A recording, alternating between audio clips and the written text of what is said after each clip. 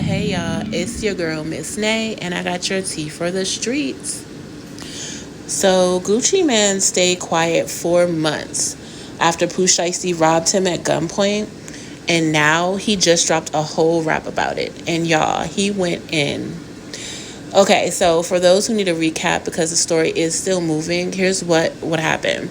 Back in January of this year, Gucci Man was at a recording studio in Dallas, Texas, for a business meeting and a contract discussion because Pooh Shiesty wanted out of his 1017 record label.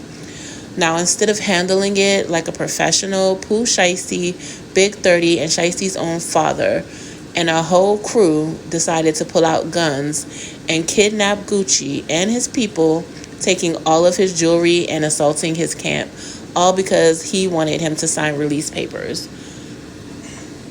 Yeah, that was not a random robbery. This was definitely a calculated move. And the fact that Gucci Man's own artist, somebody Gucci trusted, was behind it, that's a whole different level of betrayal. So fast forward to April 2nd, the DOJ, the Department of Justice, comes out and says Pooh Shiesty is being charged with kidnapping and armed robbery. And not just Pooh either. Big 30 and Shiesty's father were all named as accomplices. Now, let me say this again.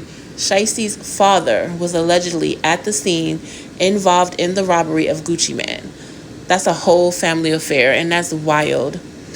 Now, at first, Gucci sent word that he wasn't about to cooperate with law enforcement, and some people took that as him being street about it, but y'all, Gucci has something else planned. So Gucci Man went in the studio and recorded a whole rap response to Pooh Shiesty and Big 30. The song is called Crash Dummy. And if you know Gucci, you know he is not about to waste no words. He goes in on Shiesty directly. He goes in on Big 30 directly. And reportedly, he even takes shots at Shiesty's father, the same man who was allegedly in the room with a gun. Gucci Man put him in a song. That's Guwop telling you, I ain't forgot about nothing. And I ain't scared of nobody.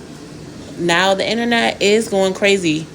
Fans are saying they're shocked, and they're saying, like, people thought he was going to go quietly, and not really make a big deal out of it, especially because the feds are involved. But look, Guwop said, let me remind everybody who I am. And look, if you guys are just finding out about the story, make sure you subscribe to the channel so you don't miss the next update, because this situation is far from over, and I'm going to stay on top of this one. All right, so here's what's crazy about the whole situation.